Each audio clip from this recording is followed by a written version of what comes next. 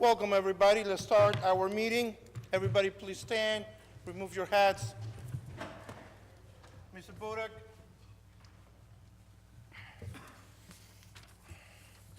God of the universe, look thou with favor upon these here assembled, and bestow thy guidance upon the members of the governing body in their deliberations.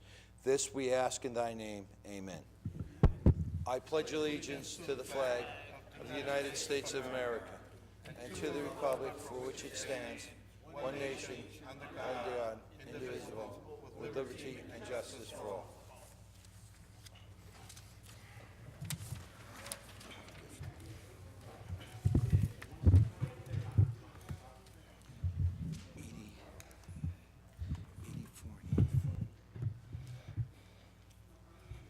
Welcome, everybody. First, I want to say go Navy. I just found out that another councilman has served in the Navy, which I didn't know that before. Councilman Mohammed, United States Navy. Go Navy. Isn't that correct, Ms. Vasquez? There you go. Okay, this meeting is called to order. In the event of an emergency, the proper method of exiting the council chambers is through the 3 doors behind you. Just remember, look for the signs that say exit. Any member of the public wishing to speak during the public comment session at the end of the meeting, please sign on the white sheets provided at the front of the room. Cell phones, let's turn them off. This is not a movie theater, but it's still annoying. Anybody needs to make a phone call, go outside, make your phone call. I need a motion to, I need to call the roll. Mr. Bodak?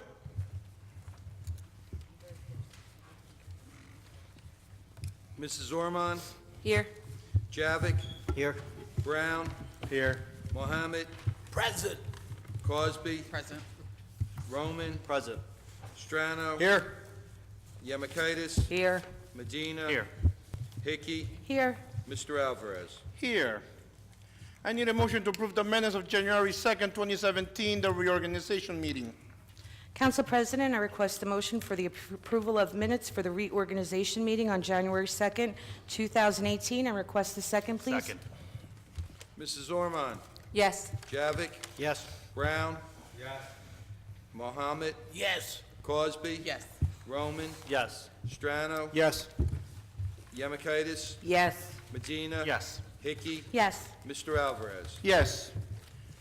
There is no ordinance on hearing today since it's the first month of the year.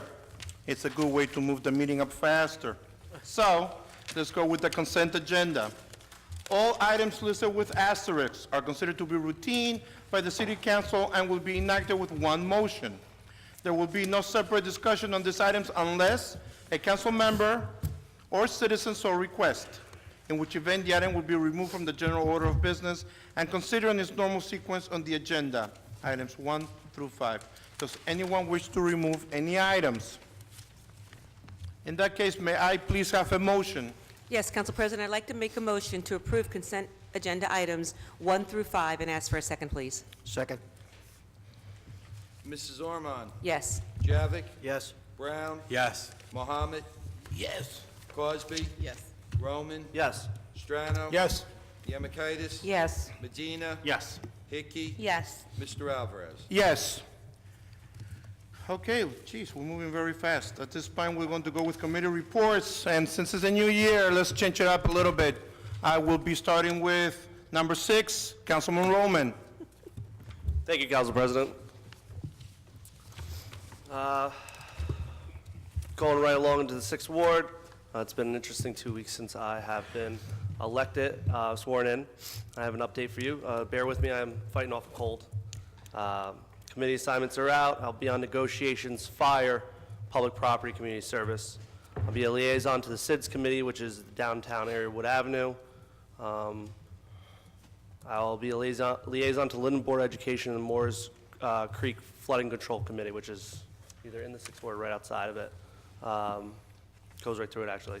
Furthermore, I'll be the chairman of Linden's legalization of marijuana ad hoc, created by Councilman Brown in November of last year.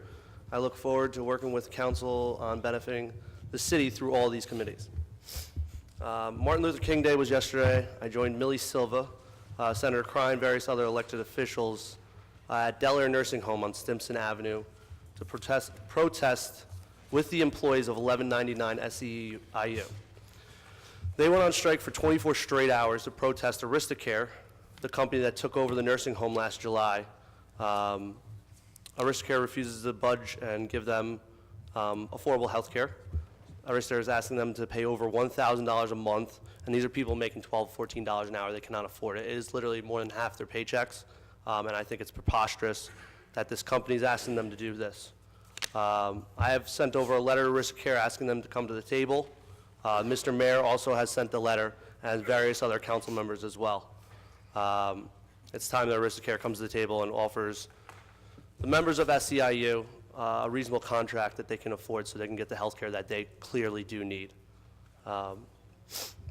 This Saturday, Governor-elect Murphy stopped in Linden to check out the condition of our train station. The mayor and council, accompanied by Senator Scuteri, Rawway Mayor Giacobbe, freeholders including Chris Hudak, Bruce Bergen, Vice Chairwoman Beijing Kowalski, and Chairman Sergio Granos were all there.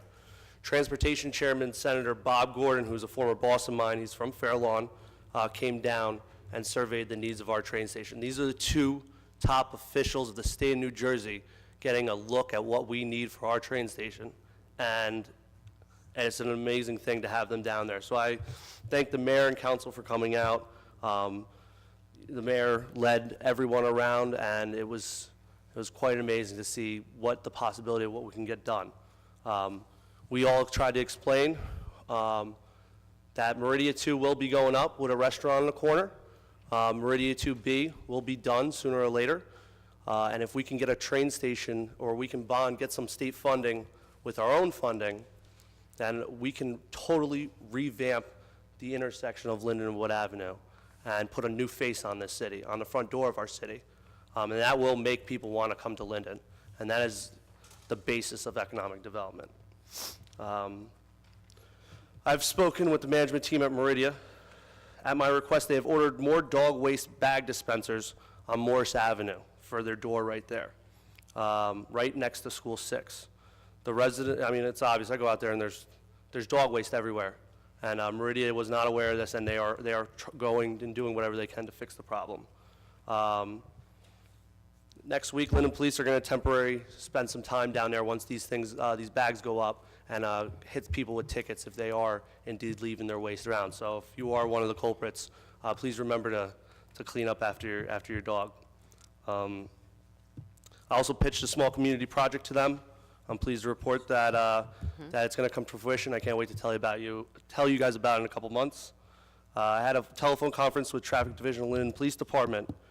Traffic speeding enforcement will ramp up immediately on Woodlawn and Clinton, specifically during the times of 2 and 5 p.m., with the intentions of hitting speeders, leaving work, and cutting through our neighborhood at sometimes 50 miles per hour. I have asked council to give Woodlawn and Clinton a special look, as it was the #1 complaint during this campaign that I just went through. I mean, it was so far ahead of everything else.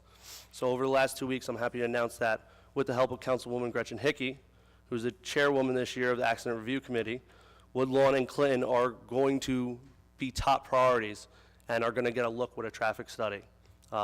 Just because these traffic studies happen, it does not mean we're going to get stop signs or speed bumps. There are qualifications that have to be met that are steep in order to get these, but my hope is that this can happen. So I want you to know that the studies will happen, and I will update you on it coming months. Again, I'm excited and honored at the prospect of serving the 6th Ward residents. If you guys need anything, please feel free to text, call, or email 908-494-5784. Thank you, Council President. That concludes my report. Thank you, Councilman. Before I move to the next councilman from the 7th Ward, I would like to say, I was going to say 2 things. I only want to say one. I wanted to say happy birthday. Yes, his birthday was yesterday. I was going to say how old, but last time I mentioned age, I got in trouble and people were reading letters on me. So I will not say that. But I do want to wish Mr. Strano a 21st happy birthday. Actually, I'm 70 years old. I was 70 yesterday. Oh, you don't look a day over 40. No, he's not. Thank you.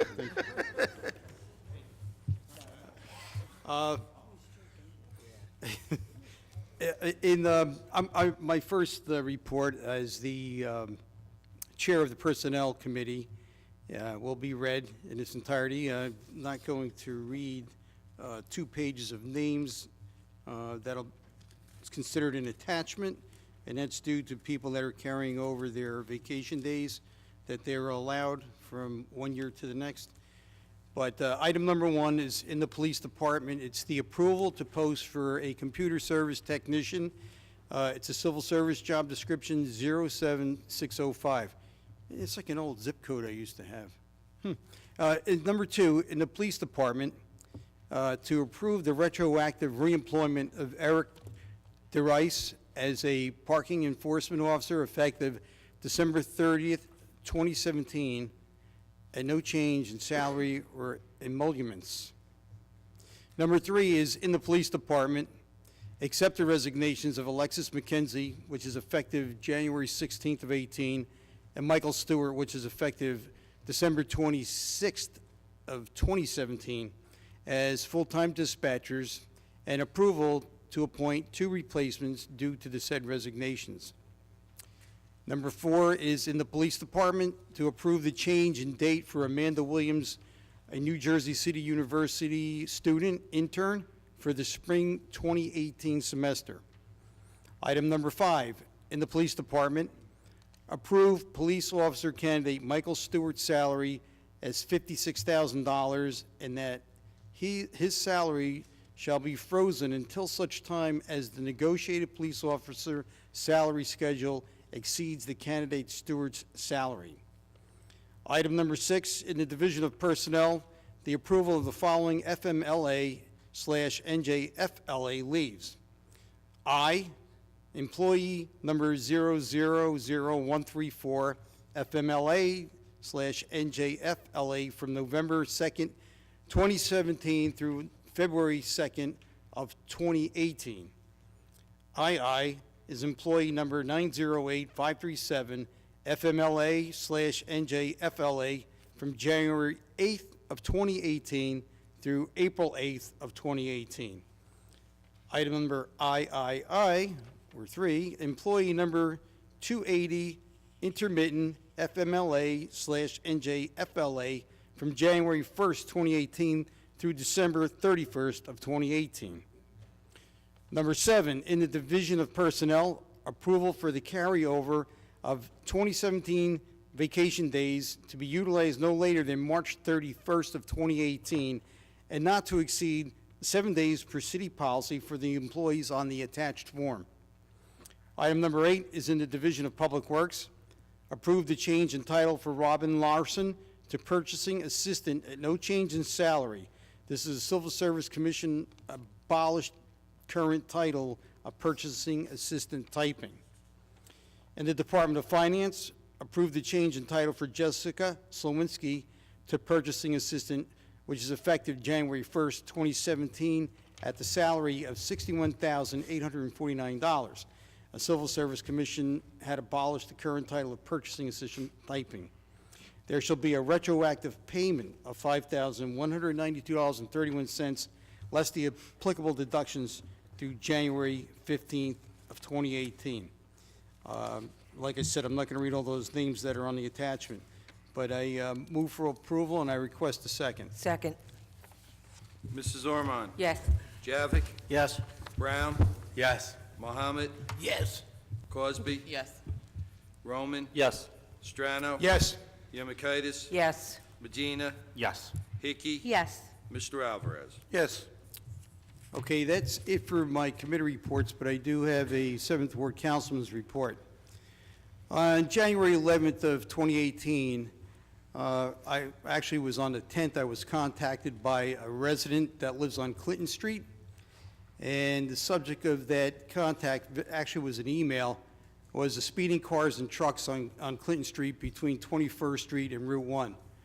Apparently, a lot of these vehicles are the cars and trucks that belong to the contractors that are working out of in the refinery, and as they exit the south exit of their parking area, take no consideration in the fact that they're driving through people's neighborhoods. So January 11th of 2018, I emailed the new police chief, Dave Hart, and Mayor Armstead. And I have to commend the chief and Hart, and as he said he would get the patrol division on it as soon as possible, and the next day they were out there ticketing vehicles. And I just want to commend the chief and thank him and the mayor for their speedy response to an issue that apparently, had not been taken care of in the past. And I want to thank that resident that contacted me and let me know that this issue was, getting out of hand. And that concludes my report. Thank you, sir. Thank you, Councilman. Councilwoman Yemekaitis? Good evening, everyone. I'm going to give a report from the Bayway Community Advisory Panel.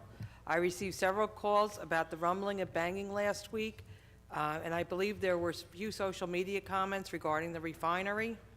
I reached out to Nancy Sadlund, who is the Phillips 66 Bayway Refinery Public Affairs Manager, and she asked me to give the following statement on behalf of the refinery. Refinery unit operations for planned unit adjustments resulted in operation noises that were different and louder than normal. These noises were a result of flaring, while not routine and can happen periodically. Please know that we work to minimize the situation as much as possible. Similar noises should be expected periodically over the next few months, when various improvement and maintenance projects will be carried out. Many of you probably have passed on the highway and seen the big crane. They're preparing for what they call a turnaround, which is a big project the refinery undertakes to make improvements, just real big checkup for the refinery. So you'll be seeing, like she's saying, you'll be hearing probably some more noises, so please be patient, okay? If any questions, please call your council people. Nancy said she'll, reach out to, I know Councilman Strano and I are members of the Community Advisory Panel, so if you have any questions regarding the refinery, you could please reach out to us. From my 8th Ward report, there are several areas of the city that have been tagged with graffiti. In the 8th Ward, I turned in several locations, but due to the extreme temperatures and winter weather conditions, they cannot be removed as quickly as they normally would be. The Route 278 bridge on Route 1 and 9 was tagged once again. They just removed the graffiti beginning of December. So I turned that into the state. I mean, it's an endless thing that the state has to keep coming out on the highway to, clean up the graffiti. But it will be done as soon as the weather and temperature permit. I'm just also going to mention that during some of my community meetings, the police department brought up about your home security cameras. As far as some of the graffiti tags that are taking place in neighborhoods and stuff, if you would register your home security camera, the police do not look at your everyday operations of who's coming and going from your home, but if they have some type of crime like that, they'll say, hey, John Smith has a camera. Let's go see if we can access to see who was around at that time, possibly get a picture. So that's part of the Neighborhood Watch program, to be the eyes and ears of the police. So please consider doing that. The Public Works was patched Linden Avenue this morning. It was like, if any of you ever played the game Whack-A-Mole, looked like we had something jumping up out of the street there, all little holes all over. It's a difficult situation to patch South Park Avenue with all the traffic, but they did it. I want to thank the men who went out there and did the job. They did a great job. Like I said, there were numerous places that needed to be patched, after we're supposed to get some more snow tonight and more rain, so probably there'll be more holes popping up, but we are on the agenda to get repaved in the spring, so I look forward to that. From the Mayor's Youth Commission, the Mayor's Youth Commission is conducting a candle fundraiser. The fundraiser will benefit the Linden High School class of 2018 for their project graduation or bash. This is a shop online fundraiser with the Midnight Candle Company. If you can help support them, or if you like candles, please consider purchasing to help our 2018 Linden High School graduates. The fundraiser website is www.midnightcandle.com. When you're ready to check out, you just have to click the Linden Mayor's Youth Commission for that, so they get the credit. And our next monthly meeting will be on Wednesday, February 14th at 7:15 PM in the Planning Board Room. So we ask anybody that would like to come, join the Mayor's Youth Commission, help out with youth, you know, you're more than welcome. We're looking to expand the programs. Over the past year, we did the pancake breakfast with Santa, the backpack to school fundraiser, where we gave away the backpack. So please, we need help. That concludes my report, Mr. President. Thank you, Councilwoman. Councilman Medina? Yes, thank you, Council President. Good evening, everyone. This is actually a fresh change here because normally we listen to everyone else and giving all the information, so now I guess it's our turn. So thank you, Council President. I'll make it real brief. I do not have a library report this month, but again, I encourage everyone just to, visit the library, visit the circulation desk, and all the information is there. So I always report every month. They have tons of activities. And again, the Friends at Linden Library do a great job. They're always looking for volunteers, donations, memberships. So all that information can be obtained at the circulation desk. Again, I really encourage everyone to just visit the library. It's a beautiful library. But just quickly in the 9th Ward, I've been getting a few calls on potholes earlier tonight. I asked the question to our director, and obviously my colleague just commented on it as well. They're out there filling the potholes. I will resubmit my list of streets that have potholes. I know Raritan and Ferber, some on Princeton and Palisade and whatnot, just to name a few. So hopefully they're doing the best they can, especially when you have the water company on top, just tearing them apart and replacing all the mains and service lines that are, leaking throughout our city, and I'm sure throughout the state of New Jersey with this cold weather. So they're out there. We will get to them soon. If you have a pothole, if you see something, just give me a call, text me, or email me, and I will make sure that the folks at DPW get that information. With that said, I just also want to thank DPW. They did a great job in our snowstorm. Those guys always do a great job. So the men and women of DPW, again, thank you. The residents, thank you. Without you guys, we can't move our vehicles, we can't get to work, emergency vehicles can't get to our homes for any reason and whatnot. So again, you guys are the backbones of this city. When it comes to an emergency, you guys are always there to make sure our vehicles are passable so we can get to the residents of Linden. Also, just want to make mention here, I know there's some folks on Burwood. A lot of folks don't know what Burwood Road is, and Linden is actually on the other side of Raritan Road. It actually borders, I'm looking at the director, he knows what I'm talking about. He knows the road. And it borders the Cranford Industrial Park. So for the past 2 or 3 weeks, we've been having an issue with a pathology lab with a ventilation problem. Unfortunately, the lab runs 24 hours, so it has to vent. So the vent was in the side of the building, was malfunctioning. So with the help of the BA, Terrence, and Cranford and Rich, their zoning guy over there, they were able to expedite their permits to install a brand new ventilation system that runs to the roof. So now, after 2.5 weeks, the folks on Birdwood Road, all 7, 8 residents there, or homeowners, are now able to sleep. So I just wanted to make mention of that. They feel like sometimes they're forgotten, but they're not. And we worked on it, and we expedited those permits. Not Linden, but with the help of the BA and the folks in Cranford, they expedited those permits for this pathology lab, and they finished the installation yesterday afternoon. So I was happy to report that to the residents on Burwood, and just wanted to make mention here on the floor.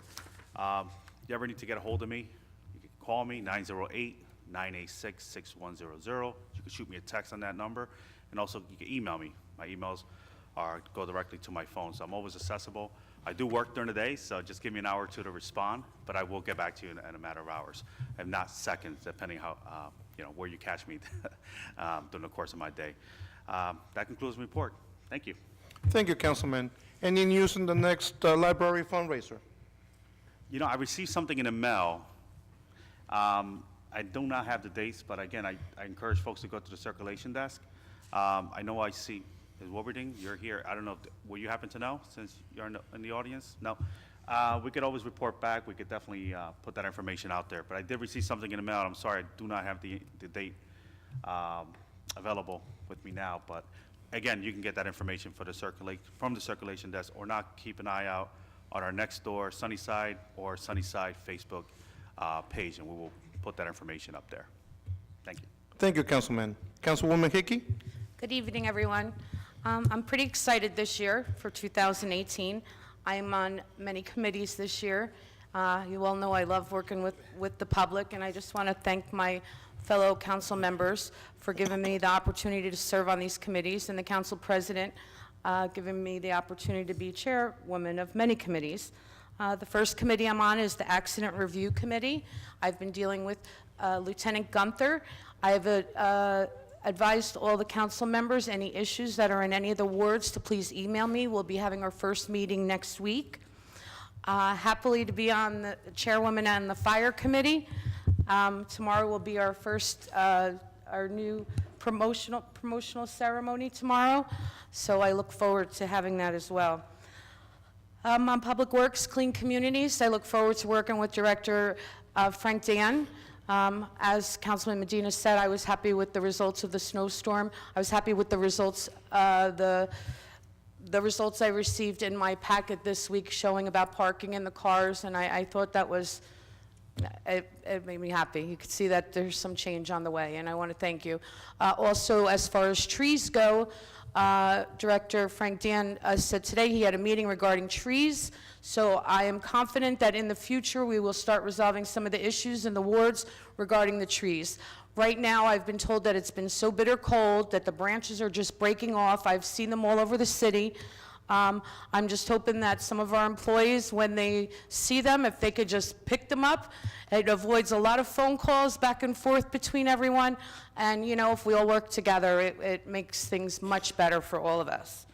I'm liaison to the Insurance Committee, the Shade Tree Committee, which I look forward to working on, and I hope my fellow committee members on the Shade Tree Committee. A big issue with the Shade Tree Committee that has concerned many, well, I can't speak for everyone, but a couple council people, is that trees are being put on properties without notification to the residents or to the council persons. And I think it's very important that we have a little more communication when it comes to planting trees on properties. Of course, my baby that I love, the Office of Emergency Management, I'm still liaison to that. I don't really have a report on that, and I'm also liaison to the city clerk. I do have a couple reports to read. The first one is from the city clerk's office.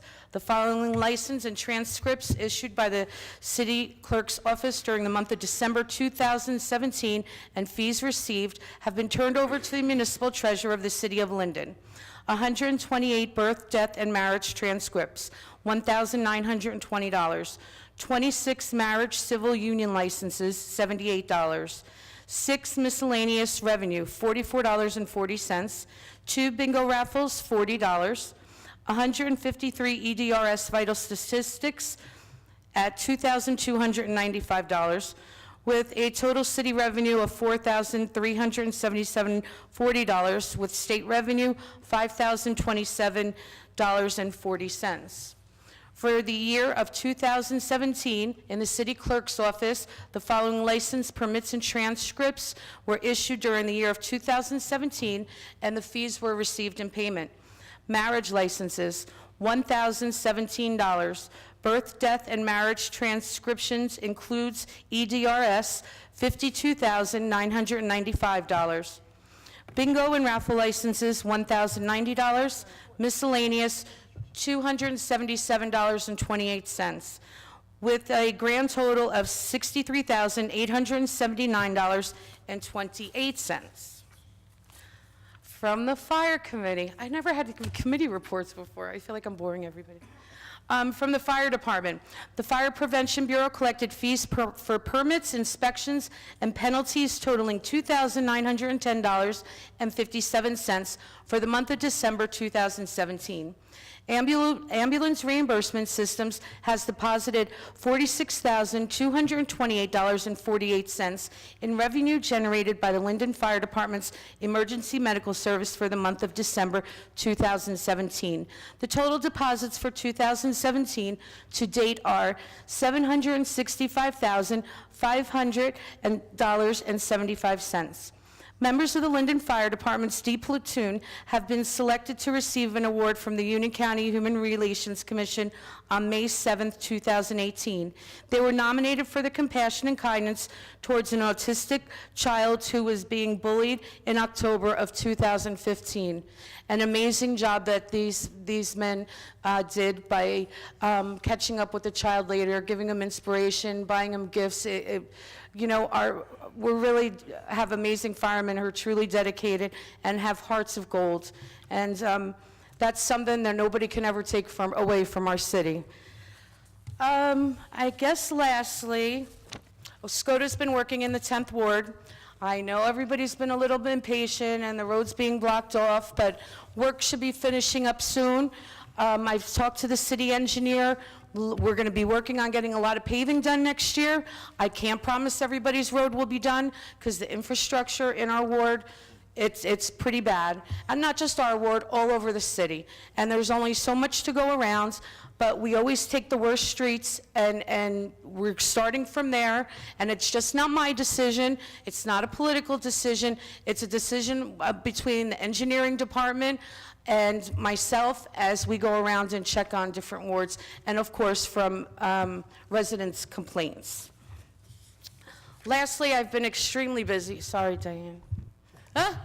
Lastly, the last thing is on Saturday, January 27th, I'm very excited about the Linden Housing Authority's annual casino night, hosted by the Linden Housing Authority, Ann J. Ferguson, and myself. We've been doing it for such a long time. It's truly a love and a passion of mine, and Ann as well. She just loves it. It was very hard this year with the shutting down of Sam's Club. It's been a hardship on many employees. My sister's boyfriend is one of them, but they gave us a lot of donations every year. Grant money, gift certificates. That evening, all of the workers from Sam's Club after work volunteered their time to run all of the gifts at casino night. So I know there's good and bad, but I do want to thank them for all the work they've done over the years, and it has made me work a little harder this year, but I do well under pressure, so I think I'll figure it out. But I'm encouraging everyone to come. It's $50 a person, and includes refreshments, sandwiches, casino cash, amazing prizes that we go out and buy. We've had so many great donations from all around the city, and they're truly appreciated, and we'll make sure your name shines that night. If you need tickets, you can contact me. And that concludes my report. Thank you. Thank you, Councilwoman Hickey. Councilwoman Norman? Thank you, Council President. It feels kind of strange not going first. But good evening, everyone, and Happy New Year. Welcome to 2018. I am on several committees this year: Budget, Review and Finance, the Accident Review Committee, Personnel, DPW, Real Estate Revenue Enhancement and Development, and also Public Property. So it looks like I'm going to be quite busy this year, but that's good. I don't mind. I just want to first off by thanking Chief Dave Hart, Detective Hammer, Investigator Kozak, Detective Zara Karis, pardon me if I messed up the name, Sergeant Mikolajczyk, and Sergeant Konk for participating in our very first community meeting that was held Saturday at the Linden Public Library for the 1st and 3rd wards. We decided to focus on public safety because it's a concern throughout the whole entire city as well as in our ward. It was a great meeting. We had somebody from our 1st ward, Sandra Vasquez, who was absolutely wonderful, who did a presentation on our municipal alliance. And we're so grateful and thankful that she was able to participate in that. So thank you, Sandy. We had a display set up for our children. We wanted to make sure that this first community meeting was family friendly. That's why we did it on a Saturday afternoon. The police department set up tables where they had backpacks and coloring books and lots of little giveaways for the children. So we wanted to make sure that it was a family friendly and family focused meeting while the adults were able to get a lot of critical information pertaining to how our police department works. Chief Hart did a wonderful job at explaining the infrastructure, letting us know exactly how many people are in particular categories in his entire complement, and what each group is responsible for. He also provided email addresses and telephone numbers for the different divisions throughout the department. And if you need that, you can please reach out to me via email. I'll be more than glad to make sure that you get one.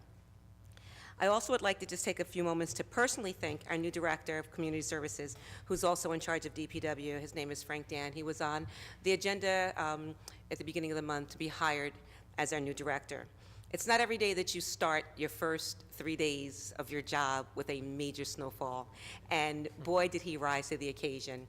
It's the first time that I've ever seen our streets pre-treated before a snowstorm, and those trucks came out like gangbusters. I mean, they plowed and they cleaned, and there were very few complaints in my ward on the job that was being done. One of the things that we often forget is when DPW comes out and they work the hours that they do, their families are not getting their walkways and their driveways shoveled. Okay, their families come second to the needs of the city. So we need to really thank them for what they do for us. And yes, be less critical when things aren't so perfect. So I want to personally say thank you to DPW, and thank you, Frank Dan, for the outstanding job that you did. I know you have less than half the staff that we've had in the past, and there are a lot of new guys out there who are really just getting good at what they're doing. So with what we had, we just did a fantastic job. With the snow comes potholes, okay? If you see them, call me, report them. There's also a place on our website where you can just log in and you can report them. If you hit a pothole and it's not reported, there's really not too much that we can do about it. But if it is a reported pothole and we don't address it and there is damage to a car, I hate to say it, we're going to take responsibility for it. So it behooves us to make sure that we report them all so they can get repaired as fast as possible. With the snow removal, there are going to be certain streets throughout every ward that you're not allowed to park at all when the streets are snow covered. Please adhere to those signs because your car will be towed. They may be ticketed first, but if you don't remove it, it's going to get towed. It's just for public safety. And I'm also asking the residents of the First Ward to please be courteous of our neighbors. If you have a driveway, please pull into your driveway. It only allows the street, the plows to adequately plow the streets. So, like I said, if you do have a driveway, pull in, and if you have enough room, offer your neighbor, some space there too if you possibly can. It just makes for good sense, and it just, like I said, makes the job easier for the guys that are driving the snow plows. With the cold weather also comes problems with heating. I can honestly tell you, I don't know if my furnace ever breaks down in the summer, and I don't know if my air conditioner breaks down in the winter. But I can tell you, in the winter time, people are going to have problems, and that's what they're going to notice with their furnace. If you live in a rental unit and you're without heat and hot water, you can contact the Board of Health, and the Board of Health will reach out to the landlord. It's against the law not to provide a resident with heat and hot water in the wintertime. But if you don't want to give the apartment where you are having the problem, there's nothing we can do.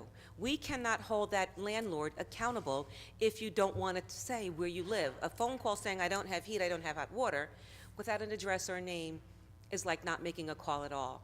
So if you're really having a problem, we don't tell the person, really, that you're complaining, but we will contact them because we really want you to be warm in this type of weather. Let's see. Next on the list, Sam's Club. As you know, Sam's Club did go out of business unexpectedly. There are a lot of people without jobs, so our heart goes out to those who were affected by this tragedy. And then last but not least, I just want to make a plea to all the residents of the First Ward. There are many of you, when you see something, you report it, and I thank you for it. Whether it's graffiti or whether it's garbage, you report it. There are some people that choose not to report it to me, and they choose not to call DPW, but they go other venues.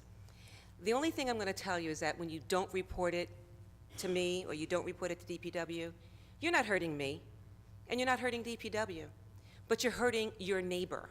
If you live in that First Ward and you see garbage piled up at a restaurant or in somebody's, in a corner or in an overflowing dumpster, you're hurting your fellow resident by not reporting it the right way. When you report it the right way, it gets addressed the right way. Sometimes it could be 4 or 5 days before it's even noticed if you're finding it someplace else. So if you love your First Ward and you really, really care about one another as a community, report it and report it rapidly and through the right channels. Last, I should say, we're going to have one more meeting, I'm sorry. Next month, we're going to try to do a repeat of our public safety meeting because it was such a success and there was such good information. And it's going to be at the JTG Center. The date and time will be announced, and we're going to be partnering with the Second Ward to make sure that residents that live closer to the JTG Center are able to make that meeting because the library may have been a little bit too far for them. And that concludes my report. Thank you, Councilwoman. Councilman Javik?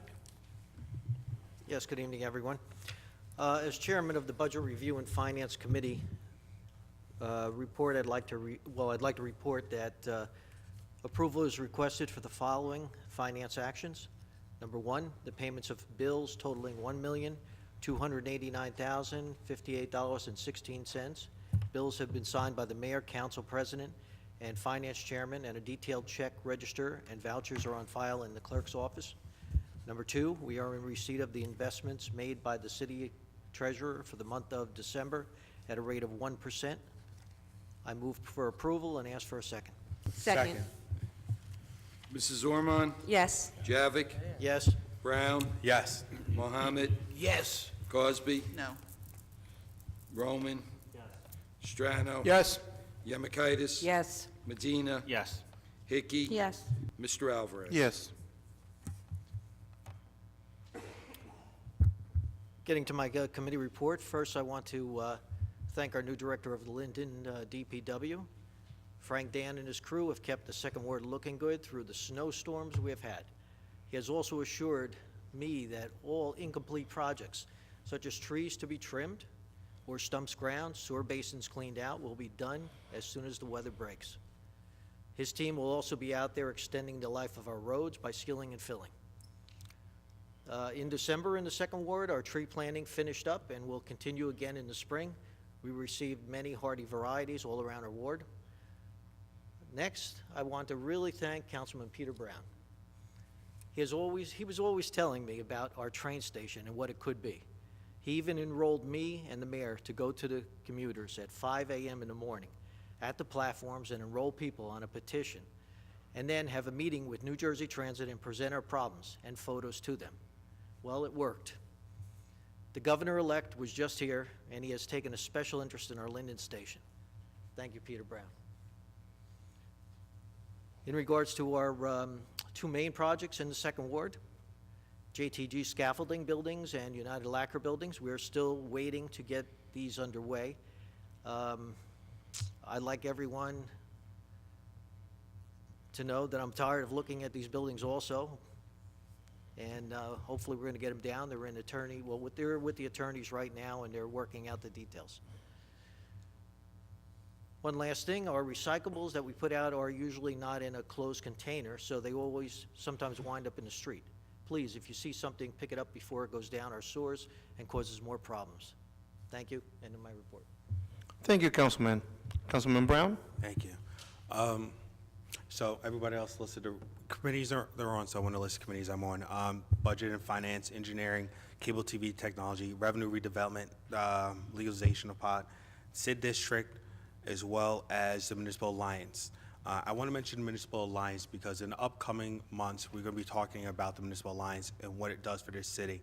This is a program that we receive, I think, about $35,000 in grant money that goes towards drug and alcohol prevention. And speaking with Sandra, who's the chairperson, we'll be working together to try to create more drug and alcohol awareness using the grant money that we have at hand. So I look forward to working on that. In regards to the meetings that we had on Saturday with the First Ward, Councilwoman Lisa, we did have a good show of attendance. I appreciate people who also tune on Facebook Live to view the meeting. What we're looking to do is have a meeting every month, whether it's the First and Third Ward, Second and Third Ward, First and Second, but we want to mix it up to try to accommodate people, whether it's in the morning or at night. So in the upcoming weeks, we should be coming out with some type of schedule and getting out to residents as quickly as possible. Other than that, end of report. Thank you, Councilman. Councilman Mohammed? Good evening. Thank you, Council President. From the Law Committee, which I chair, I'm in receipt of a correspondence from the mayor of the city of Linden to designate Judge Cassandra Corbett as Chief Municipal Judge and designating Susan McMullen as Municipal Judge. Council will vote on these two positions later when we get to resolution. I also like to take this opportunity to commend Frank Dan on a phenomenal job that he's doing in his department, and also tell the members of the Fourth Ward, you can reach me at 908-463-4843, and I have already started visiting each and every home. We're working first, starting on our own block, Jackson Avenue. We'll go on over to Cleveland, and we'll complete the ward. And it's my intentions every quarter to visit each resident and hear their concerns, and we're working to start a ward committee. Thank you. Thank you, Councilman. Councilwoman Cosby. Thank you, Council President. I am so delighted to hear reports at the first council meeting. I hope that we all give reports in great detail for the rest of the year so the residents actually know what we're working on their behalf. So that was exciting and delighted. I was very delighted to hear the reports. So we do work up here on council, so some folks think that we don't. For 2018, the committees that I am going to be on are construction code, which I was on last year, and we actually made some strides last year, and we're going to have a meeting with the department head tomorrow because I'm on the same committee this year, and I also will chair it again this year. I am the liaison to the Environmental Commission, the liaison to the Linden Housing Authority, the liaison to the Linden Roselle Sewage Authority, and that's it. I don't have a construction code report because I don't have one. I didn't get one from the committee. However, the report is on file with the clerk's office, but I will tell you this, that the construction code got lots and lots of complaints about unshoveled snow, and they had issued summonses. So we did last year an ordinance that says after 12 hours from the last snowfall that the shovels needs to come out, whether it's a private home or a business, and that's for the safety of everyone. So just be mindful when it snows, if we get a weather event this week, that the snow has to be shoveled after 12 hours from the last snow drop or flake, or however they want to say it. I want to give some announcements. First, in the Fifth Ward, if you haven't noticed, there's going to be construction, and this was a long time coming for the Husser Street culvert. The street is going to be closed, and Husser is a dead end, so when you come down Cranford and you go down Husser Street, that street's going to be closed to only local traffic because they're actually updating that. And that work is going to go on the Husser Street culvert through to the IOZ Park, and that's going to go until mid-May. So just be mindful of the work in the area and plan accordingly. Some dates that we have, actually I have right here, the first event that is coming up, I have the raffles. I did again this year's the third year that I'm doing it. I actually, because I am the liaison to the Housing Authority, and the casino night is an awesome event, and it helps the residents. I have been donating 2 tickets, and I've raffled them off for free. So if you called me or text me or sent me an email, your name went into this little folder, and I'm going to ask Councilwoman Hickey if she would come up and just pull the name, and we'll see who the winner is this year. I forgot to call my name in. And mine. You don't get a ticket. Thank you. So this year's winner is Council President George? Nope. No. Janet Bowe. Okay, so Janet, you won. Janet, congratulations. I'll call you and give you, I'll get the tickets delivered to you. It's a fun event. It happens on the 27th, and it's a fun time had by all. So if you haven't gotten your tickets, talk to the councilwoman, and she'll make sure you get those tickets. February 15th is the 7th annual celebration of Black History, and this event this year we're featuring local residents who are going to, I'm sorry, February 15th at 6 p.m. to 8 p.m. at the Linden Multi-Purpose Center. We're going to have, of course, we're going to have the local high schools. We're going to have some residents come and support the event. Children are actually encouraged to submit an original poem or an original essay about a Black person who inspires them. So that is the theme this year, and of course we give cash prizes, and the judge is a literature major at Stockton University, so this is all impartial, and we're not picking anybody's favorites. So please have the submissions sent through email to rcosby at linden-nj.org. The children can also enter posters. I know that School 4 usually participates 100%, and they build it into the curriculum every year, and they do posters, and they do awesome submissions. So we're looking for posters as well that they can be dropped off no later than February the 12th at the LMPC, or the poems and essays can be emailed directly to me at archivesme@linden-nj.org. The regularly scheduled Fifth Ward Community Meeting is going to be February the 22nd. I usually try and do them every quarter, and so my calendar has been published. I sent out a notice to all of the members of council and to the mayor's office to try and avoid conflicts. Like, sometimes we have things going on all over the city, and my goal is not to have any competing events. So there was no one who issued a conflict, so the calendar was published as it is. And I just wanted to say that this year, finally, after trying for 2 years, I was successful in partnering with the Board of Health, and we're going to run a Wellness Wednesday series for the next 11 months in the city of Linden, and it begins in the 5th Ward on February the 7th. So every month there's a theme. So February is Heart Health Awareness Month. So we're going to be doing heart health awareness. We also will have a certified yoga instructor. She's going to lead us in meditation, and she's going to do regular yoga, so bring a yoga mat, and she's going to also show us the chair yoga.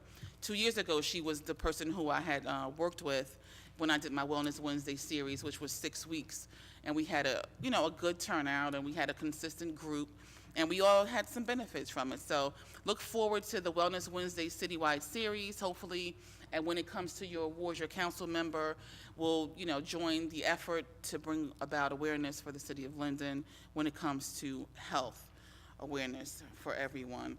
I just wanted to put that out there. Oh, my phone number is 908-718-7933. You can talk or text at that phone number. Also, I've been getting a lot more people to subscribe to my free text alerts. If you text 84483, the zip code for Linden 07036, you'll automatically be subscribed. It's anonymous. I don't know who you are, but you can get alerts that I send out. So these alerts would say something like a street is closed, or, avoid a traffic area, or just reminders that there's no trash tomorrow and things like that. So if you text 07036 to 84483, you don't get text charges if you don't get them anyway, and it's a neat way of just being in connection. So that concludes my report, and I actually have put my website back up too. So it's rashana.com, I'm just trying to get every angle covered for the residents who are interested, and that concludes my report. Thank you, Councilwoman. Can you explain to me what is chair yoga?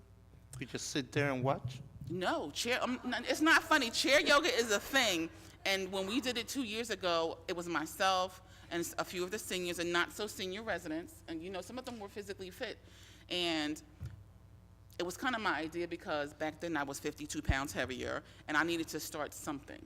So I felt like, I talked to the girl, and she said, you can do yoga, you can burn energy and, things like that. And so, I felt like, it was a good thing. And it works. It actually, you burn calories and you actually get more energy. Can we bring our own chair? You don't have to bring your own chair. Like a recliner? No.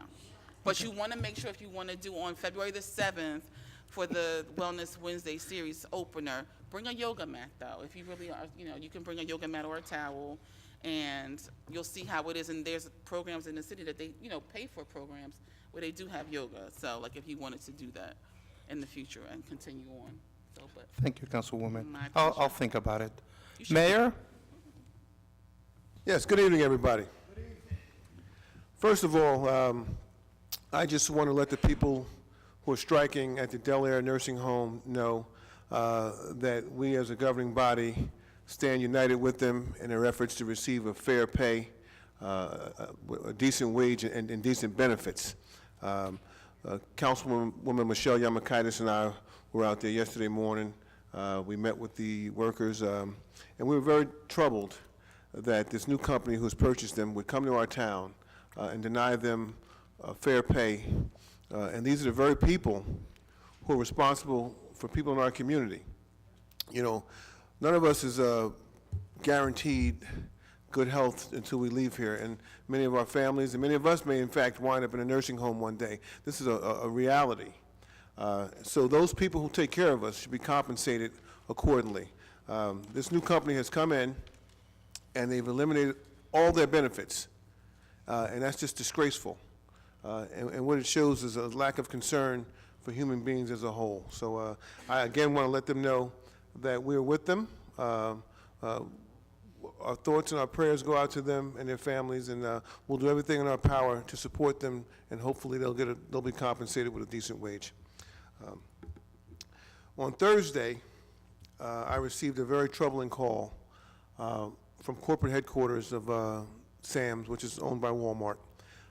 Initially, I thought we were going to receive a call. They said they had a major announcement. So initially, I thought I was going to receive a call with good news, maybe talking about an expansion of their operation, maybe they were going to hire more employees, but it was just the opposite. They called me and told me that they were closing down the operation. So I said, when? They said, today. And I was very troubled because there's 187 employees down there who lost their jobs, and I don't think the way they handled it was proper. To come to work in the morning and be told at the door that you no longer have a job is just totally unfair. I can imagine the psychological impact that has on people. So what we're doing, my Linden First program, we'll be having a job fair on January 22nd at 10 o'clock, and we'll end at 1 o'clock. Now, our job fair is not just to help you gain employment. It will be to help you deal with some of the emotional things that happen as a result of you losing a job. So we encourage those who lost their employment to attend the job fair. There was someone who went on to say, why am I helping people who don't live in Linden? Well, as far as I'm concerned, they work in Linden. If you work in Linden, you may buy a sandwich from somebody in Linden, or you may go to a store in Linden, spend your money in Linden. As far as I'm concerned, the moment you cross these borders and you're here to add to be productive in our town, you can be just as much a part of our town. And so our concern for you is equal if you lose your job. I'm not one to draw lines to say because you're from Elizabeth or you're from Roselle or you're from Rollway that I'm above trying to give you help if you lose a job in our town. And if you lose a job anywhere and you come to me and I can help you out, I'm going to try to help you out. Our Linden First program, again, is designed for Linden residents, but we've yet to turn away anyone who's come to us from a different town. And I commend Pam Jones, who runs the program, and those who staff that program for doing an excellent job at placing people in employment who need employment. And again, our prayers are with those individuals who lost their jobs. I'd like to thank Councilman Orman and Councilman Brown for conducting a ward meeting. I would say it was a public safety meeting. I'd like to thank the Chief Hart, for attending. And again, I would encourage all of the respective council members to have public safety meetings and invite your residents so they can know what we're doing as a governing body to help keep them safe and protect them. I'd like to give kudos to our new director, Mr. Frank Dan. Okay, excellent job. I can honestly say this is the cleanest I've seen the streets in this town in quite some time during a snowstorm. And not only did you clean the streets, I noticed that you had the guys on Saturday morning clearing the sidewalks so the pedestrians wouldn't have to climb over some of the plowing that had occurred. So kudos to you. I appreciate your efforts, and it wasn't a perfect day, and that's one thing about this business.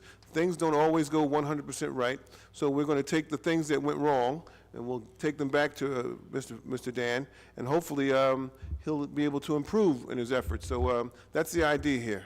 The idea is we call it constructive direction. Not constructive criticism, constructive direction, as we try to make our city a better place. And thank you again for your outstanding effort and for getting those guys, the morale down there, getting them to work and do an excellent job for you. The train station. I'd like to talk about the train station.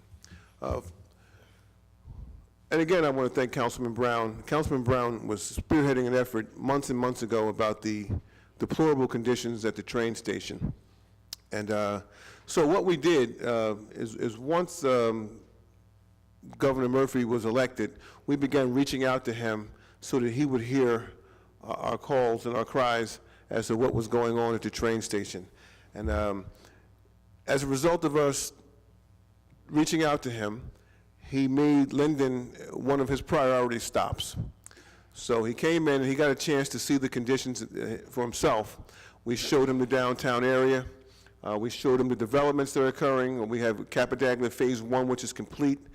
We have Capadaglia Phase 2, which is the demolition has just begun, and that project we should have a shovel in the ground by March of 2018. We showed him the JTG scaffolding property. We showed him the United Lacquer property, and we explained to him the importance of us having a decent train station and the need for necessary repairs to be done. Now, I'm asking this council that now that we've bonded, I think, $900,000 for repairs, I'm asking them just to hold off for maybe a month or two on the expenditure of that $900,000, because we've been in further discussion with the governor with regards to what he may be able to bring to Linden. So we're hoping that if the state can add to our $900,000, maybe a couple of million, and maybe perhaps we would bond another $1 million or so, perhaps we can get a new train station, which I'm guessing that would cost maybe $4 or $5 million, and we would have to, the devil would be in the detail. We'd have to sit down with our finance people and figure out how we'd pay for, the actual bond. But I'm sure it could be done, and there's no question about it. The train station needs major repairs, and with the activities and the development that's going on in that area, it has to happen. So again, I ask this governing body to let's revisit the whole train station with regards to the money that we have appropriated so far, and going forward, what we can do to make it a better place and revamp the whole train station. And I think, one further thing, I heard the councilwoman from the 5th Ward mention that you can dial a number for responses. From the police department, we have something called Nixle, nixle.com. You can go on you can go www.nixle.com, that's NIXLE.com. You can sign up and we'll give you what we call Nixle alerts, and that's anything that's going on, snowstorms, traffic incidents, major outages. You can receive an alert on your phone, and we're very, very particular how we issue those alerts. We don't bother you and trouble you with everything. We give you the information that is necessary.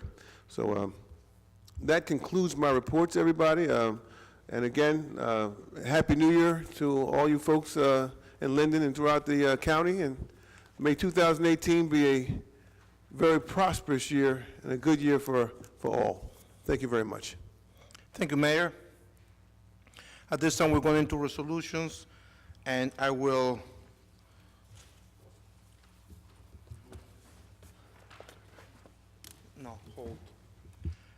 put a motion to hold 2018-55 and 2018-82, and looking for a second.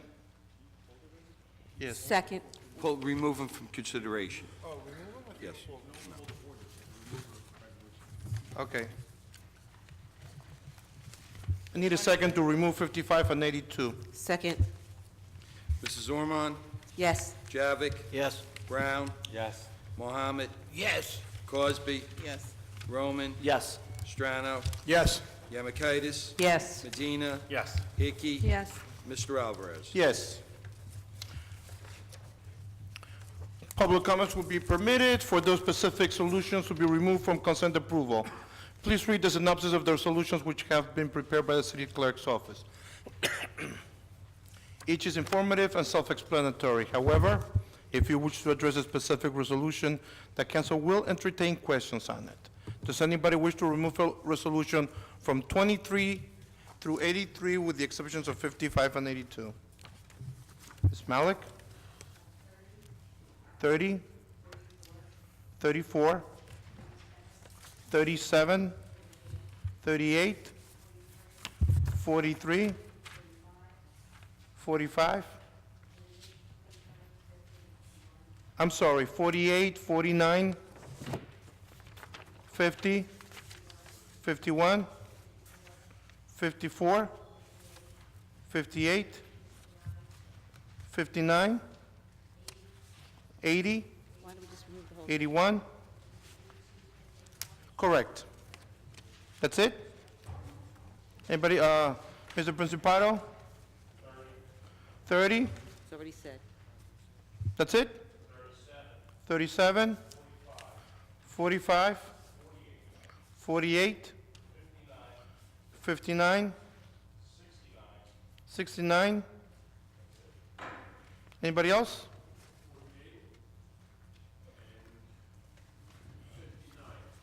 59. Your name, sir? Heller. Anybody else? Okay. I need a motion to approve 2018-23 through 2018-83 with the exceptions of 55 and 82 that have been removed, 30, 34, 37, 38, 43, 45, 48, 49, 50, 51, 54, 58, 59, 80, 81, 69, and that's it. Need a motion. Make a motion for the approval of everything you just said, and ask for and ask for a second. Second.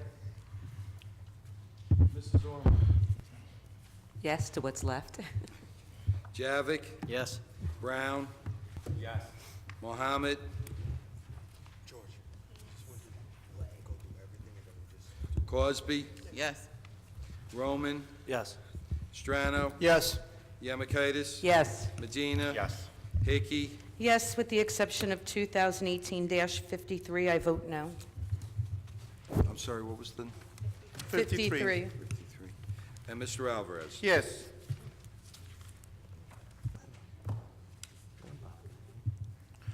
Ms. Malik, can you please come up? What I'm going to do, since a lot of the numbers correlate with yours, you can just remain here and I'll be calling them. Why don't we start with number 30? What is the remit for the Union County Community Development Revenue Sharing Committee? Whoever could address that. Mr. Burchick is not here. Joe, you know this? It's the group that puts, that we give funds for, that funds our neighborhood preservations and some of our street repair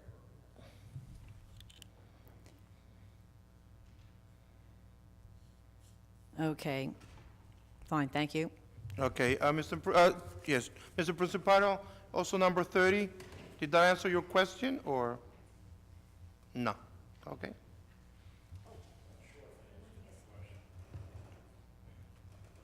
About 30 also?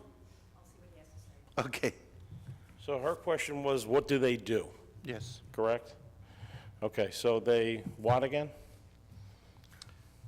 They provide funding through the U.S. State, I'm trying to remember the name of the group. I'm sorry, Mr. Verchick's the one that knows these answers, and he's not present. They provide revenue-sharing money from the federal government to the cities through the County of Union, and they kind of act as an overseer, and in the past, we usually get money for our neighborhood preservations program and for our street repair program from them. So they make decisions on where money's spent? You would have to ask Mr. Verchick that. And basically, we have to ask for grants is what we do. Grants. Okay. So we don't know exactly what they do because Mr. Verchick does? No, John, the way it works, if we ask for a grant, the grant has to be specific. Okay. We ask They for a don't grant. disperse fund. Do they disperse money? Yes, That's my yes. question. Yes, they do. Do they have the power to disperse money? Yes. Okay. Right, Danny? Council President? This is a committee in conjunction with Union County. Linden's population is not large enough to receive the funds directly from the federal government. So through Union County, those funds are received. Linden then decides how those monies get dispersed, if you will. Generally, those funds are allocated for, sometimes for improvement of repairs to the streets, could also involve some rehab programs that we have in town for people who have certain incomes below a certain threshold. The city is required to spend those monies. So this is run through the Union County program, and Linden and other towns whose population do not exceed a certain number participate with them. Does this have any connection to the redevelopment program that was moved to Rawway? I don't believe so. This has nothing to do with redevelopment. Okay. It does? No, it doesn't. Neighborhood preservation, the one I'm asking about is the one we had a problem with. We had a problem with the program. It was moved out of Linden because there was some kind of collusion going on and so forth. That's the program I'm speaking about. The program where we have residents who don't have enough money to upgrade their home, and it is that program. It is not that program. Yeah. It is that program? Yes, Okay. Mr. Antonelli just said that. Rather than, why don't we just ask George tomorrow and get it? Yeah, to give you the exact. Well, listen, my position is that, is there a conflict of interest for the mayor, being that he is an official that is voted for, to allocate funds to certain residences? That's all my question is. Council President? Council President? Council President, can I speak to that issue? Hold on a minute, hold on. Mr. Antonelli, can you just answer that, and basically that would be... Sir, let me just say I this just don't want a very... conflict of interest that's going to cost the city a lawsuit. I don't think... That's my Council question. President, Conflict. may I be heard? Yes, please. Sir, let me just say this very clearly, slowly and specifically. There's absolutely no conflict of interest for the mayor to sit on this committee, all right? First of all, the mayor doesn't make the actual decision. It's a committee that decides how these funds get dispersed. They have to comply with federal rules and regulations. Just doesn't go to anybody, okay? There are guidelines, there are procedures that have to be followed. Otherwise, Linden doesn't get to enjoy the receipt of those funds. And it's administered through Union County. They oversee the program, and then the funds are dispersed locally here in town. So there is no conflict of interest. What does the committee do then? The committee sends the funds wherever it's going to be needed throughout the county. Committee decides how those funds gets dispersed in accordance with federal law. They just can't spend it on anything or anyone. It has to be administered in a way. So I used a couple of examples. So for example, You understand my point, though, correct? No, actually, I don't understand your point, actually. I think it's a personal sorry, attack. you don't. I think it's a personal attack on the mayor, and it's uncalled for. Okay. There is no conflict of interest. That's Okay, there's no ridiculous. conflict of interest, Mr. Principal. That's ridiculous. Thank you. Mr. President, can I just... I would prefer not, sir. Let's move on with this. I just want to give a brief explanation, okay? Sir, this is going to become personal. No, and it's if not it going to be becomes personal. It It's is. not going to be It's going to personal. be nasty. It Not already going to be became personal. personal. Not going to be personal. I'm just going to say this. There are dollars that are allocated to go to towns, municipalities. When you're part of that committee, you go to that meeting and you fight like hell to make sure that your town gets their share of those dollars. That's the extent. So if there's $5 million, you can best believe I'm going there and fighting to see that Linden gets as big a share of it as we possibly can. Now, once it gets to the governing body, they make the decision on how the money is dispersed and spent, okay? But we fight to get that money to our municipalities. That's in short. Thank you. Thank you. Ms. Malik, you got any more questions on that one? Thank you. Number 34, please. What I'd just like to know is the U.S. Communities National Co-op. What exactly is this? Can someone explain it to me? Mr. Bodek? And also, what is, the objective? There are a number of co-ops out there that go to bid for a lot of items, and by joining a number of these, most at no cost, it's beneficial to the city because then we could see where we can get the best price for the goods we need. So these are goods and services, and for They all are different goods. departments?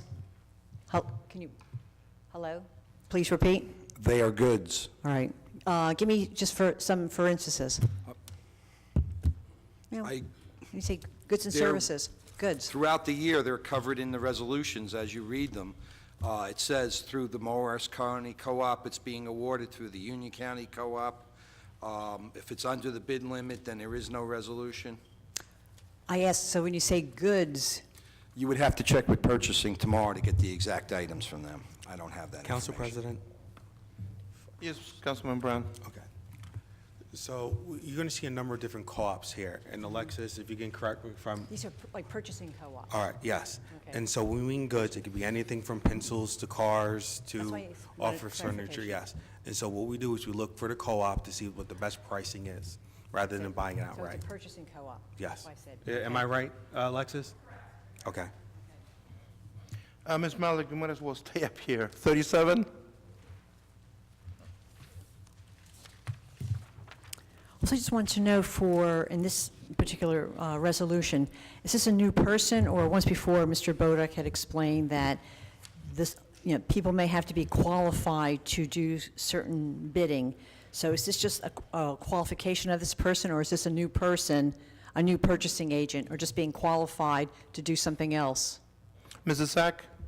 This is the same individual that we've had over the last several years as our qualified purchasing agent. We just have to designate a purchasing agent as a QPA, and she's the designee. That can do that type of level? Exactly. Gotcha, that's all I need to know. Yep. Okay. Mr. Principado, number 37?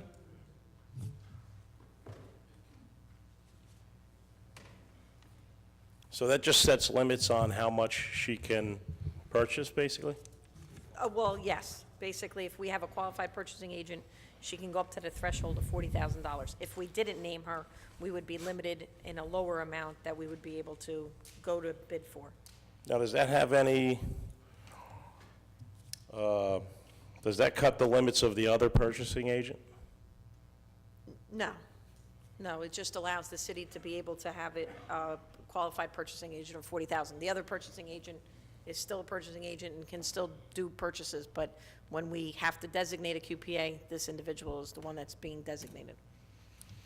Okay, thank you. Ms. Malik, 38?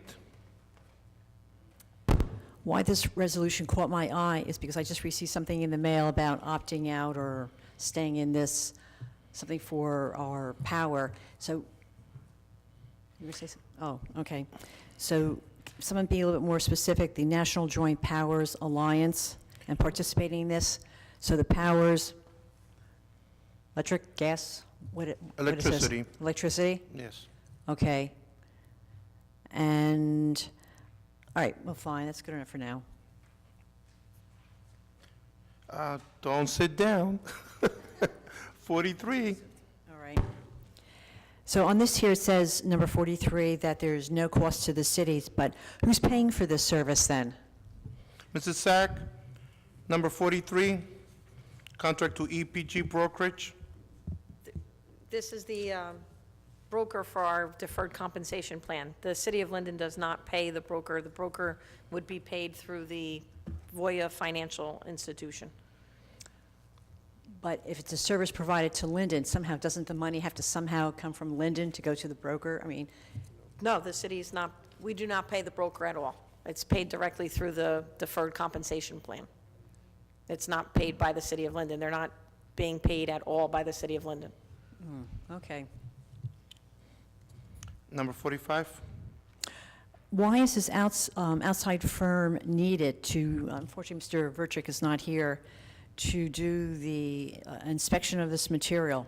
I find that kind of odd. Like, if you're going to be needing material for construction, there should be some sort of certification that comes along with this, having worked with engineering firms, but that's my question. Why is the outside firm needed? Does Mrs. anyone else Sack, know? will you know about this? I know we do it annually, and I know the engineering department has less manpower than they did many years ago, and they've always had this as a contracted service. We don't necessarily use the whole $10,000. It's not to exceed number based on the services that are needed for a particular project. We're down significantly in our engineering department. But again, Mr. Verchik would be the best individual to answer that. I believe the company tests the materials being used by the companies doing the paving and the road construction to make sure they're meeting the standards set in the bid. Okay, fine. Mr. Principato, number 45?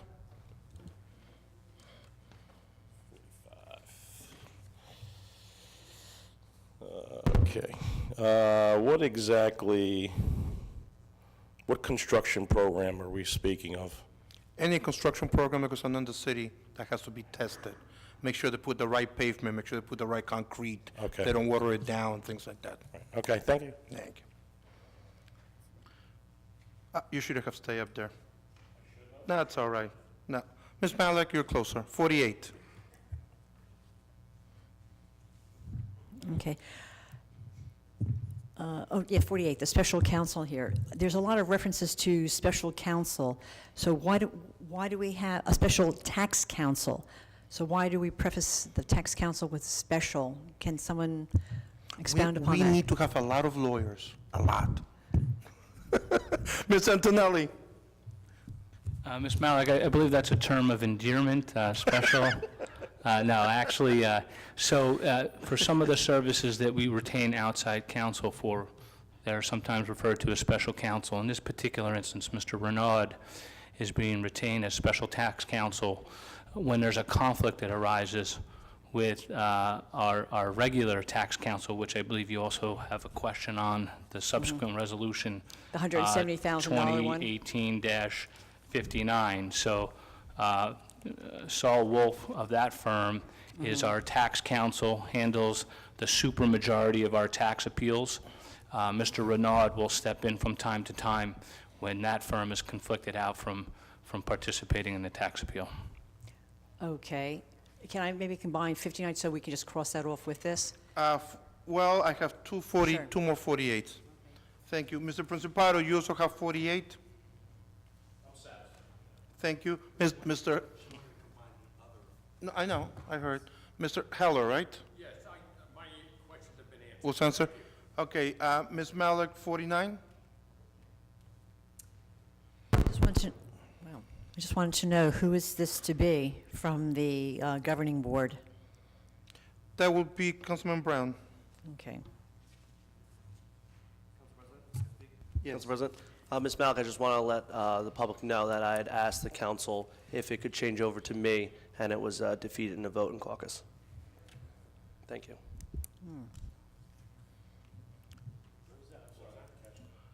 He was also running for that position, and Councilman Brown got the votes. Also, it just wasn't nominated, No, people no, were up for this. we have to Gotcha. vote on, the council Okay. votes. Okay. Number 50? This is kind of interesting. Special bankruptcy counsel services.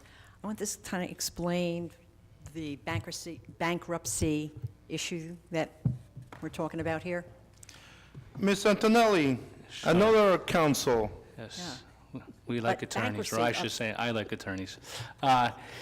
Ms. Malik, so from time to time, believe it or not, we have to retain bankruptcy counsel to protect certain monies that perhaps are owed to the city. So, for example, I know we discussed previously funds that are provided to the city from the federal government for the city's rehab program and other types of programs.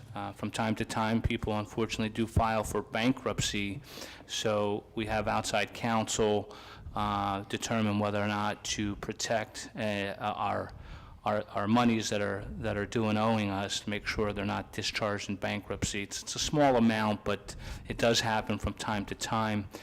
Sometimes defendants who are assessed fines and penalties through our municipal court also file for bankruptcy. So we try and protect, if you will, some monies that are owed to the city, but it's not a lot, but you know, because in certain instances, those debts will be discharged, but we just make sure we protect Okay. the ones that we can, so that the money doesn't, you know, go away and stays So with the city. They're there to try to recoup the money, so if someone is pleading, I have no money, we've got due course. It's not so much recoup, but protect and make sure it doesn't get discharged in bankruptcy.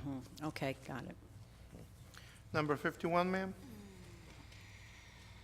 Oh, what is this, and what are these systems that are being referred to, that we're paying the $44,000, the fire and the police systems? Mrs. Sack? 51? Yes, the QED system is the police and fire department's AutoCAD system. This is the equipment that they require in order for dispatch, and we do an annual award for each maintenance contract. So this is for the maintenance of their system. But you said the CAD, I mean, I think of computer-aided design, so this is... This is their Software software okay. programs. All right, because I've seen sometimes in recent past that there was a lot of support for computer systems. So is this something new, or is this something that's ongoing? No, they do it annually. They have Do this it annually. Yes, annually. Okay, all right, fine. This is the software. You're talking about a couple years ago, we did a lot of hardware. This is just the software that we use. Okay, but software, hardware, you have the hardware computing systems, and they have to load it with software. But I just know that a lot was being spent on this, and it just kind of caught my eye, you know, systems. Okay, so it's software. All right. Number 54, ma'am? Okay. To read the statement, it says City of Elizabeth for licensed inspectors, or was it meant to be licensed with a D? Because if it's a licensed inspector, then you're just inspecting the licenses, and, you know, to the tune of a fee of $10,000. I don't care if this is in joint with the City of Elizabeth, but I think that's pretty expensive for just inspecting the license. Mr. Bodek?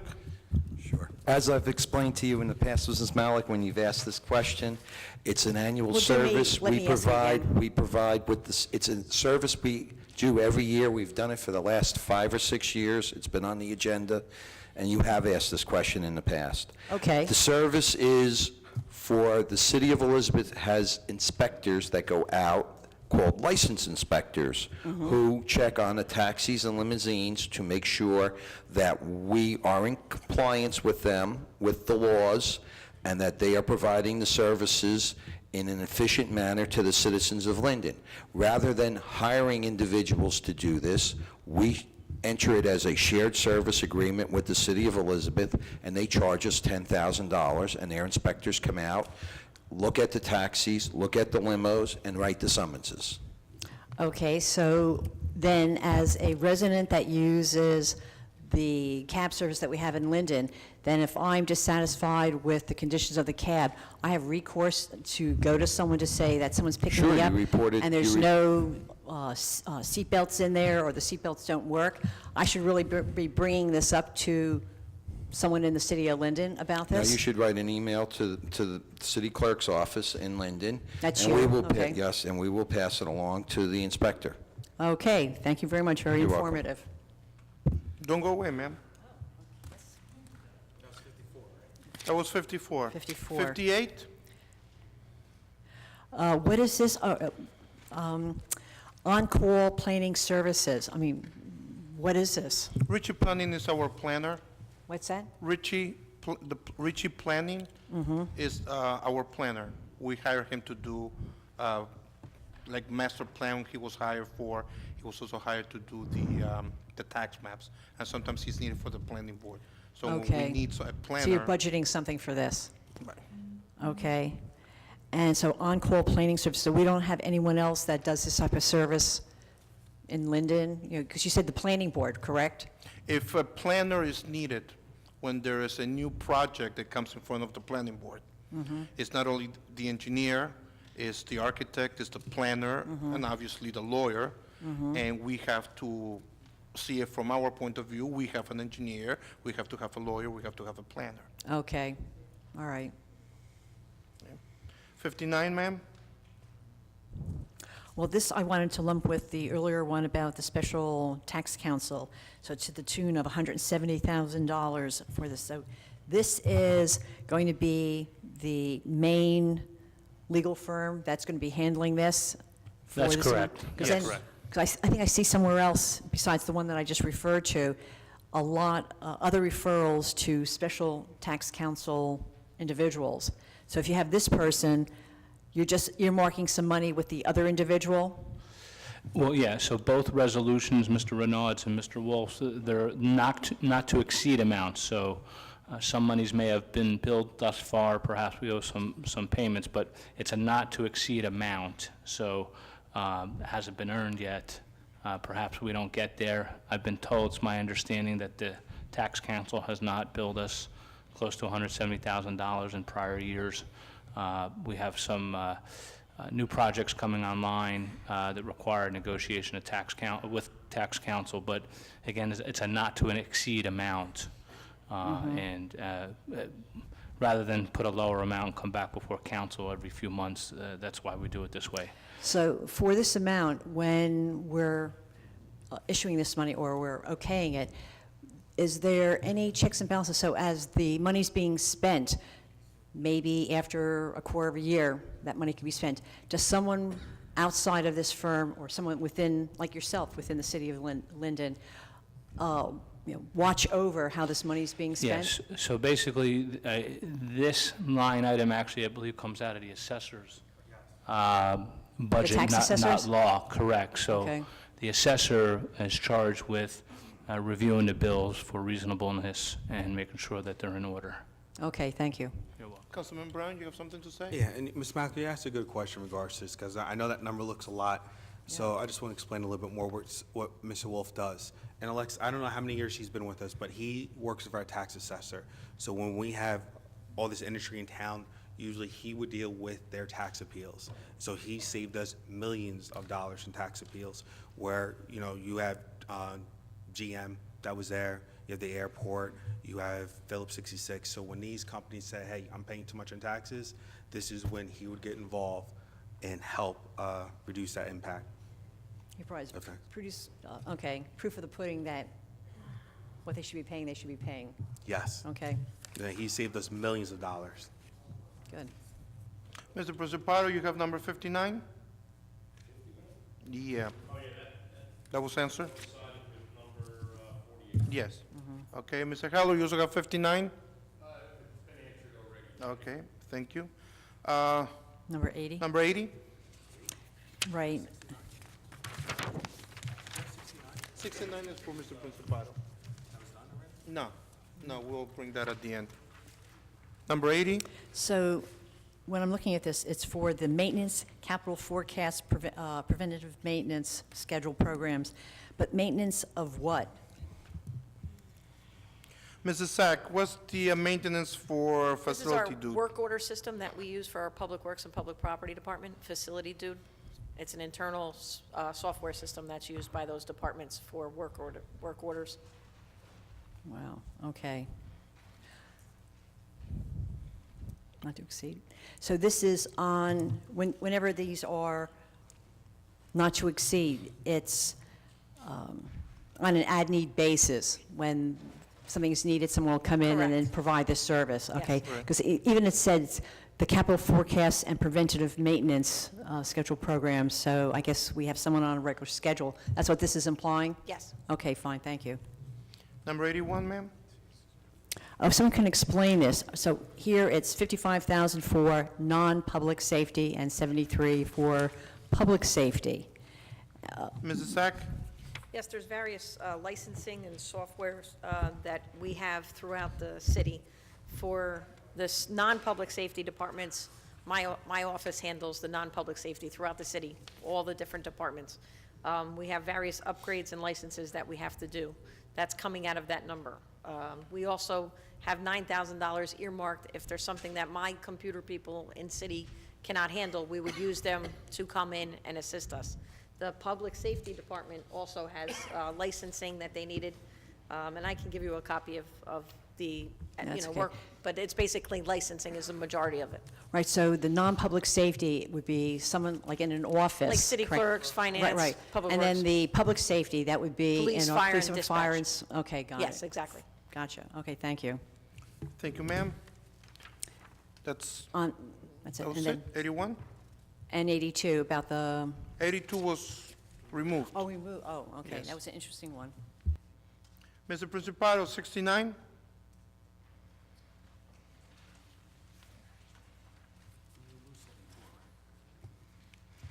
'74? My question is, was this something that was put out to bid? And 69. 69. And if I remember correctly from actually being there, Multicare and Clark was the facilitator of. So what's the those- question, sir? If John, Was it put out to bid? John, it was put out as an RFQ, and Multicare is now part of AHS Hospital Corps, so it's the same provider. Okay, thank you. You're welcome. Thank you. At this time, I need a motion for approval for 30, 34, 37, 38, 43, 45, 48, 49, 50, 51, 54, 58, 59, 69, 80, and 81. I make a motion, ask for a second. Second. Mrs. Orman, Yes. Javik, Yes.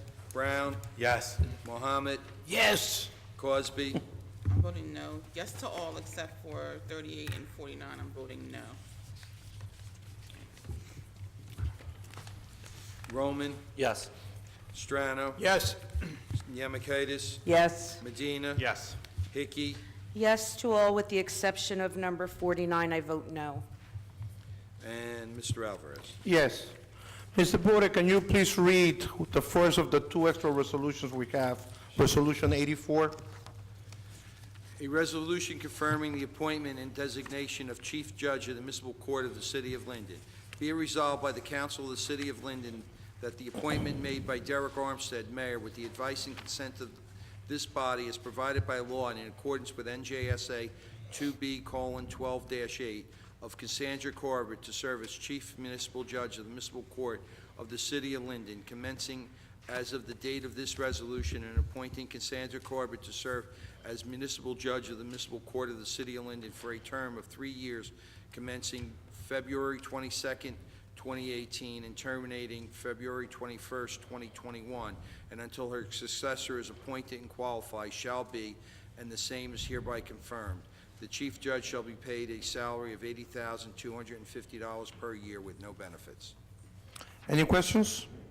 Ma'am? This is the same judge we have right now. Why do they have to say to serve as chief municipal judge with the same verbiage, and then as to serve as municipal judge? Why does that have to be? We have two Chief Judge judges. is the department head, in essence. Yes. Council Okay. President. Yes, I just Mr. wanted Antonelli. discussion. Ms. Malik, by statute, when you have more than one judge, one has to be designated as the chief judge. Okay, fine. How many judges do we actually have in our Two. court? Two. Okay, thank you. Might as well put them together. Number 85, Mr. Porter, can you please read that?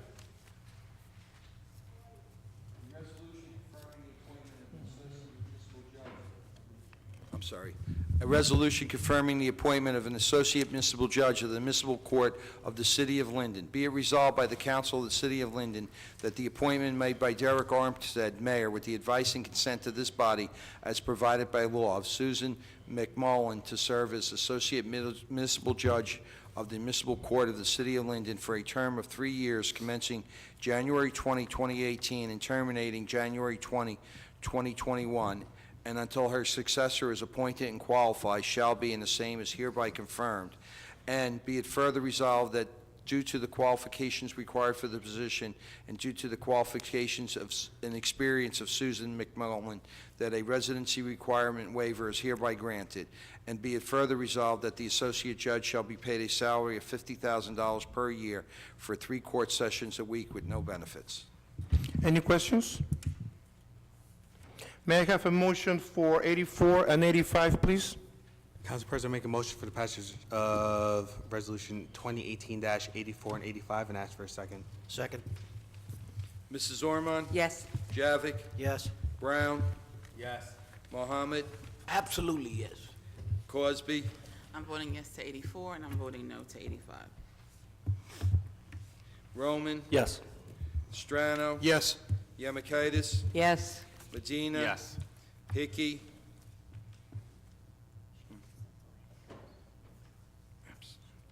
Mr. Alvarez? Yes. At this time, we're going with first readings. We got four first reading ordinance. Deputy Clerk will read the ordinance. Mrs. Honan? An ordinance to amend and supplement Chapter 7 Traffic of an ordinance entitled, "An Ordinance Adopting and Enacting the Revised General Ordinances of the City of Linden, 1999, passed November 23, 1999, and approved November 24, 1999, and as amended and supplemented.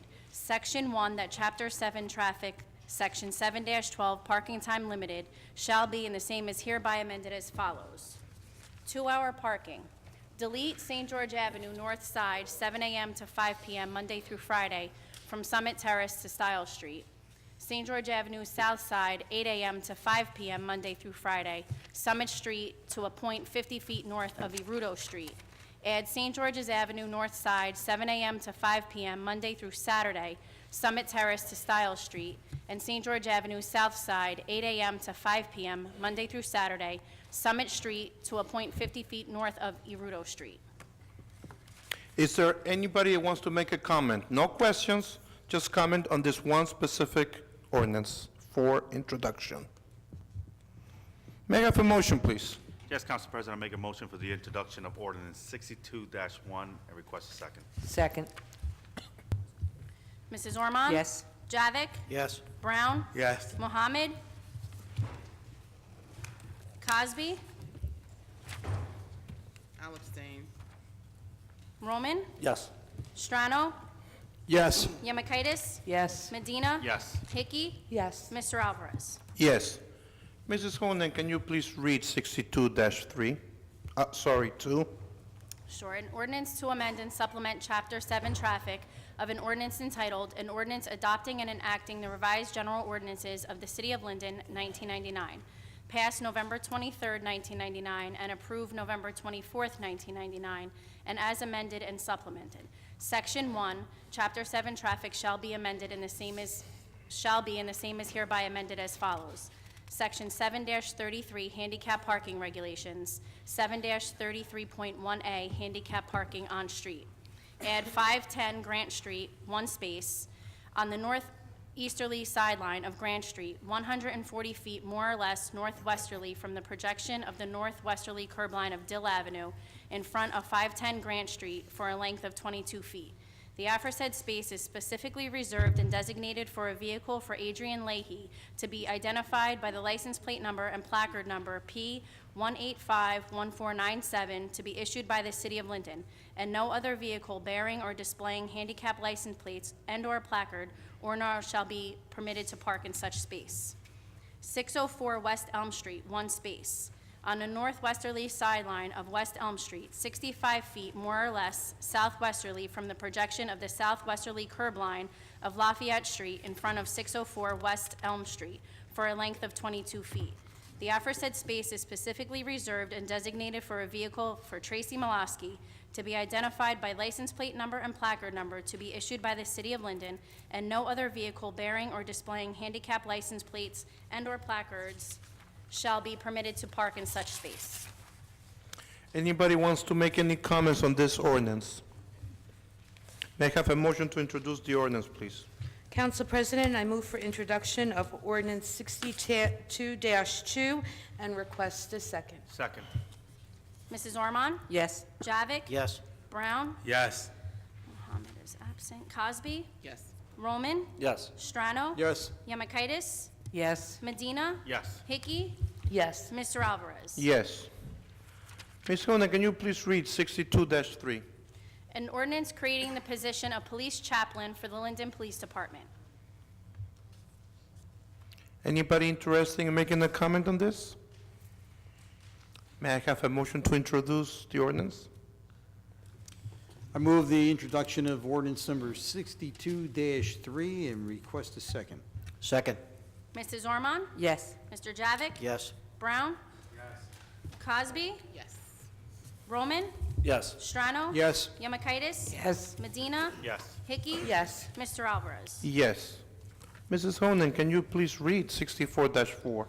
An ordinance to amend an ordinance entitled, an ordinance establishing a schedule of titles, salary ranges, and regulations for maintaining the classification and salary standardization plan of all employees of the City of Linden, passed August 15th, 1995, and approved August 16th, 1995, adding Schedule 4 MM1. Does anybody want to make a comment on the introduction of this ordinance? May I have a motion, please?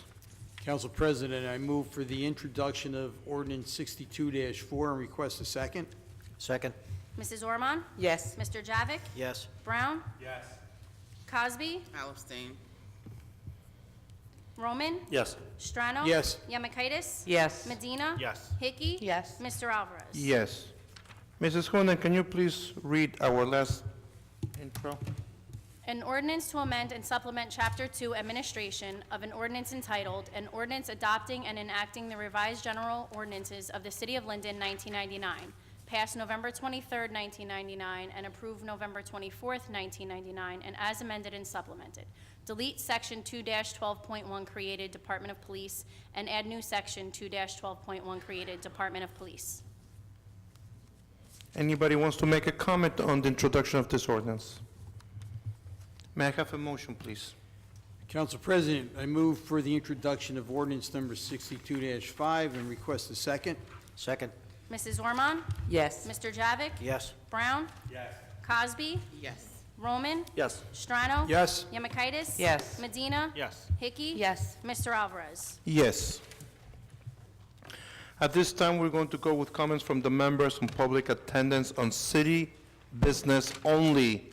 No personal, political, or derogatory comments, and will not exceed 5 minutes. If I think there's anything personal, political, or derogatory, I will cut you off. Please, let's be kind with our words. Have everybody signed that wants to speak?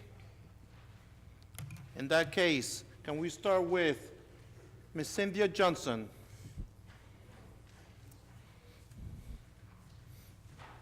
Another rule, you have to come up with a smile.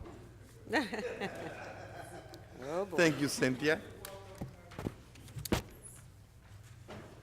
Good evening, Mayor and Council. Cynthia Johnson, 10 East Blanky Street in the city of Linden. First of all, I want to thank the council and mayor for affording me the opportunity earlier to bring a problem to your attention. Hopefully that will be solved and solidified. Secondly, as a newly elected councilwoman in Roselle, I'm very impressed on how you guys are running your meeting. I mean, to go to different meetings and see how each form of government is ran, I'm very impressed. So, good luck.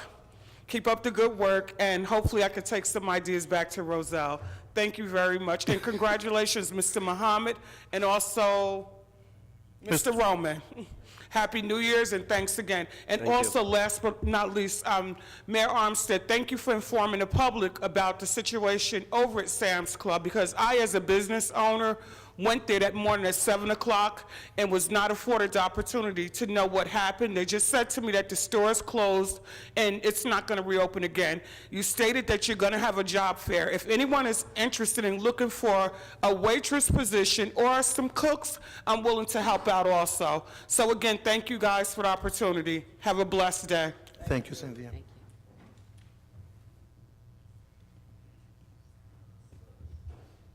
That was 1 minute, 9 seconds. I like this. It's going to be a good year. Mr. Halloran, did I say that right? Halloran or Halloran? No matter how you say it, You it's still come better up? than what I've ever heard in my life. Okay, sounds good. Okay. First thing, I live at 120 Donaldson Place. There's a telephone pole in front of my house, number 61227L. The PSE&G was nice enough to put solar panels. They put underneath the street lamp. So now the light is not as effective as it used to be. And as I get older, my eyesight gets worse, and I it may be a health hazard at some point, that this solar panel is blocking the light from the street lamp that it's under. That's number one. Excuse me, sir. There used to be a light there? No, and they there added was a light there, and Right. PC&G Added put up solar a solar panels. panel. Underneath the light? the light. Ah, engineering at its best. Excuse me, sir, can you give me the address again? 120 Donaldson. No, not your house, where the pole is. It's right in front of my house. Okay. Well, off to the side, but it's right on my property. All right, thank you, sir. Okay, second thing, I know that the town legally is obligated by the state to fund money to the library, and I love libraries. But can the city stipulate how the library spends the money that it sends to the library? No, they are, they have their own board, and you can probably alter their paperwork if needed, but no, we don't run them at all. I was just asking it, because I know at one meeting in the past, it was brought out that the Historical Society in town was looking for a home for their stuff, and I was wondering why the library couldn't dedicate some space. Yes, that is something that's going to be brought up, but we can't tell them what to do. Okay, that answers that question. Okay, and, I want to thank not only the Department of Public Works, but the mayor's office, and hopefully my garbage collection has been straightened out. Okay. The whole issue came down to, I'm in District 2, but the new schedule for 2018 says I'm in Zone A. Last year I was in Zone B, but Public Works is collecting as if I'm in Zone B. So right now you're lost? No, it's, look, to me, I don't care as long as my garbage gets picked up. It's, You know something, we have a gentleman on the back that if you give him your phone number and your address, I he will will give you a gladly do call and that. tell you exactly when you put out your garbage. okay, and I do believe, and as far as the issue with Sam's Club, is there a state regulation or law that dictates that if the company's closing and it has a certain number of employees, they have to notify the people so many days in advance? You know something, I will ask Mr. Antonelli, but I think the answer is no. Mr. Antonelli, if you have a company, sir, and you're closing up, do you have to notify your people? I'm not sure about that. Yeah, we don't know, but I don't think so. Okay, Council President, it's called the WARN Act. The what act? WARN, W-A-R-N. Why are you over there? I have a lawyer here, I have a lawyer here. I feel threatened. Well, we're protecting you on both sides. Okay. Okay, what is it called, the Warren The Act? WARN Act, W-A-R-N. And Which there's means both- what? If there's more than 50 individuals in a location, or within a certain geographical location, the company is obligated to notify on the layoff, so. Okay, I mean, it's, that's something that the town may help the... But they may have, I mean, this is a Yeah, private entity. They may have notified them and people ignored it. I don't know. No idea. It's, just something I remember from my past that might be helpful. Okay, and thank you very much, and again, Happy New Year, everybody. I'm Thank you, looking forward sir. to working with everyone. Look at that, 3 minutes with all my interruptions. We're doing good here.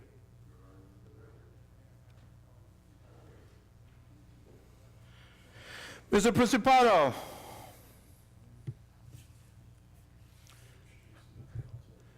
How you doing today, sir? You're happy today? I'm always happy. Did I read this? No personal, political, Doing derogatory very well, comments? thank you. I'm very happy. No personal, political, John Principato, 1706 Westover Road. We were talking about the train station earlier, and without, this is my personal opinion, obviously, not the opinion of anybody else in this room, I don't think, but it may be. Without the newly elected councilman, John Roman, putting a microscope on that train station, I think that a lot of that stuff, because immediately after that, all of the work began and stopped and then began again, and finally some of it was finished with just the repair work. And I want to give him credit, you know, a little bit of credit, only because I saw a lot of those news feeds and pictures and stuff like that, and I drove by him many times, as I do on Wood Avenue, about 1,500 times a week, and I saw him out there picking up garbage himself, cleaning up the area. So I think he did a great job, and I think that a lot of his work was the reason why we got the governor to come down here and everybody jumped on his bandwagon. And I'm not taking away anything from anybody else. I'm glad that something's hopefully going to get done.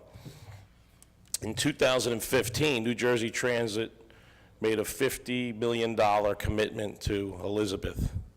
50, $50 million commitment to Elizabeth to rebuild their train station. I don't know if that work's been completed. I'm not positive about that. And, you know, the mayor was talking about $5 million, trying to get $5 million. We have to get as much as possible. And $5 million is just wiping our feet. That's, you know, I think that would be lawyers' fees to begin that. So we really need to get on that. Hopefully we can get that done. I don't know what was said with the governor, but I think it's a great step.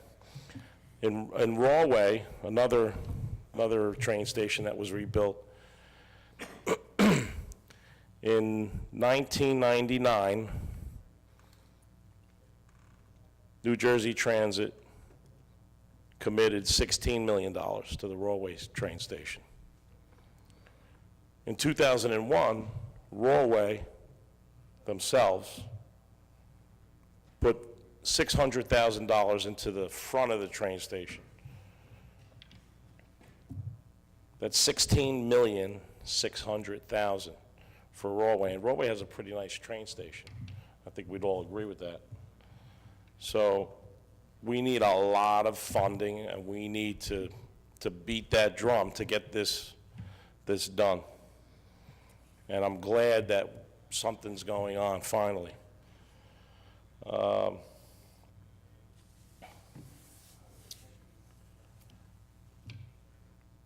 I'm just going to speak. I'm not going to use names. I'm not going to attack anybody. If you have a person, if it's something that, if you think I'm personally attacking you, then that's your problem. I don't want it to be like that. But for someone who lives in Linden and pays taxes in Linden, and a lot, has a business in Linden, on Wood Avenue, but not on the uptown side of Wood Avenue. It's down Linden, as we call it. I take offense, personally, to someone who never lived in Linden that I know of, definitely doesn't live in Linden now, saying that I'm attacking them, when all I do is ask a question. That's all I do. I come up here and I ask a question. And right away, it gets turned into me. They're thinking that I'm attacking them. I'm sorry that they think that. But I'm not attacking anybody. I'm asking questions because I pay taxes, and part of everybody's salary here. And I think that I should be afforded that opportunity. Thank you. Thank you, sir. At this time, I need a motion to come out of the public comment session. I'd like to make a motion to come out of Public session, please. session and ask for a second, please. Second. Mrs. Ormond? Yes. Javik? Yes. Brown? Yes. Yes. Mohammed? Yes. Crosby? Yes. Roman? Yes. Strano? Yes. Yemakaitis? Yes. Medina? Yes. Hickey? Yes. Mr. Alvarez? Yes. Anybody in the governing body that wants to speak? Yes. 3, 5, 10, 6. Mayor, why don't we start with yourself, sir? Got 1 minute, sir. 1 minute, okay. Well, listen, I know there are some who feel that, you know, the train station is being addressed for certain reasons, but I can assure you that Councilman Brown was spearheading the effort to get that train station taken care of. Over 2 years ago, we were having some problems with New Jersey Transit and getting them to address the issues. So this is nothing new. I will tell you this, that I personally called Governor Murphy and told him I'd like to see him when he had his tour of New Jersey Transit. I personally told him he should stop here in Linden. And if you'd like to see some of the corresponding texts that we had, I'll be more than glad to show you after the meeting. But, you know, regardless of how it happened, it's been addressed, and I'm confident that the relationship that we've established with this new governor, that we're going to see some better results than what we've seen in the past from New Jersey Transit. So I'm not only going to thank Councilman Brown, I'm going to thank our new Councilman John Francis Roman for being concerned as well, okay? Thank you, Mayor. Councilman Brown. Yeah, I purposely didn't talk about this train station because, you know what's sad? I look on Facebook and people are trying to claim credit. I'm not. Here's the proof. Everything's written down. So if you want to check emails, if you want to go to the city clerk's office, check the minutes, you can see for years, these are facts, that this train station is being talked to. Oh, John, you got to talk. Alexis has been working on it, meeting with NJ Transit. McDonald has been meeting. There's been meetings going on that you're not even aware of prior to April. What hurt on April is that when we call council members that are going there to look at the train station, pick it up, certain individuals wanted to take pictures, make it into a photo op. These are the same council members, whether it was Medina one year, or Lisa, or Barry, or the mayor, that would say, hey, come down to the train station to see what it looks like. Where were you, John? No, I'm even tired of making this a political football when some of us are up here working hard to move the city in the right direction, and some people are so worried about taking credit. You don't know the amount of hours we put into this job. And if you want to come down to the mayor's office to look, we would show you the emails. You can talk to Alexis, you could talk to Al McDonald, you could talk to the people who have been involved in this for years. Thank you, Councilman.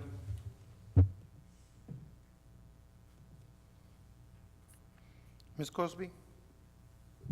We were doing so well. So let me just say, to your point, Mr. Principato, and I feel your pain, trust me. Having been here and not been, you know, thought of as the most favorable council person because I ask so many questions, I am often, you know, the butt of many jokes, and the topic of many, you know, untrue statements with regard to my voting record, which I have always said, if you ever want to know the reason I vote no on anything, just simply ask. There's always a reason for my no vote, and it has nothing to do with, you know, who made the recommendation, because actually there haven't been that many recommendations coming from a non-voting member of the governing body that I didn't support, because there haven't been that many that come down for us to vote on. But anyway, happy pat on the back to every single person involved in the working on the train station. I'm just looking forward to getting done, and some things, when you put the right energy and you stay consistent, that's when people take notice. So we've been talking about this for a number of years, and all I'm going to say is I've only been here 8. Thank you, Councilwoman. And can I just at least finish my sentence? Finish your sentence. It doesn't take decades, and it doesn't take years to get things done. What it takes is commitment and consistency. Thank you. That was a separate sentence. Well, it was like You're starting a second one. That's cheating. Councilwoman Higgy. Well, first, I am glad that the governor did come here the other day, and hopefully we will get something done in our train station. I don't care who wants to take credit for it and who doesn't. Let's just get things done for the people. Councilman Roman, I do apologize that you had to just take all that. Extremely inappropriate. Should have just left things the way they are and be grown adults here. It's despicable. Lastly, I just received a textbook message, text, Union County Performing Arts Center for Black History Month next month, in conjunction with the County of Union, is having a show on Saturday, February 10th at 8 p.m. The tickets are free, but you do have to go to the theater to get them. The show is Porgy and Bess in concert, and everyone is welcome to go there. With that being said, I hope everyone has a great rest of the month, and I'll see you next month. Thank you. Thank you. Under in a minute. Beautiful. And Councilman Roman. Council President, I have 3 things to say. If I weren't blocked on social media, people would say that I've done everything I could not to take credit for this in any way, shape, or form. I think it's great that the mayor and Councilman Brown have been working their butts off for the last year to get the train station cleaned up. And no offense, when Murphy was here, it looked really good. I mean, it looked a lot better than it had in the past. Number 2, if any of my residents in the 6th Ward have problems with the snow tonight, moving forward, please give me a call and I'll help you. And number 3, during my reorg, I didn't thank 2 people that helped me a lot, and that was Jenna and Gianna Gregorio during my campaign. And they gave me this pin on Election Day before I won. And this pin is the same pin that JTG is wearing up there. And I want to thank them. I'm proud to wear it every day. Thank you, Council President. Thank you, Councilman. Miss Cynthia, I was doing so good till the end. Let me tell you. Okay. The following council meetings will be as follows. Council conference meeting prior to the council meeting, Tuesday, February 20th, 2018 at 6 p.m. in the council conference room, City Hall, 301 Northwood Avenue. Council meeting Tuesday, February 20, 2018 at 7 p.m. in the council chamber, City Hall, 301 Northwood Avenue. Everybody be careful. We're getting snow tomorrow. Our roads will be clean because Mr. Dan said so. Need a motion to adjourn? Motion to adjourn. Second. Mrs. Ormond? Yes. Javik? Brown? Yes. Mohammed? Yes. Crosby? Yes. Roman? Yes. Strano? Yes. Yamakaitis? Yes. Medina? Yes. Yes. Hickey? Yes. Mr. Alvarez? Yes. Meeting is adjourned.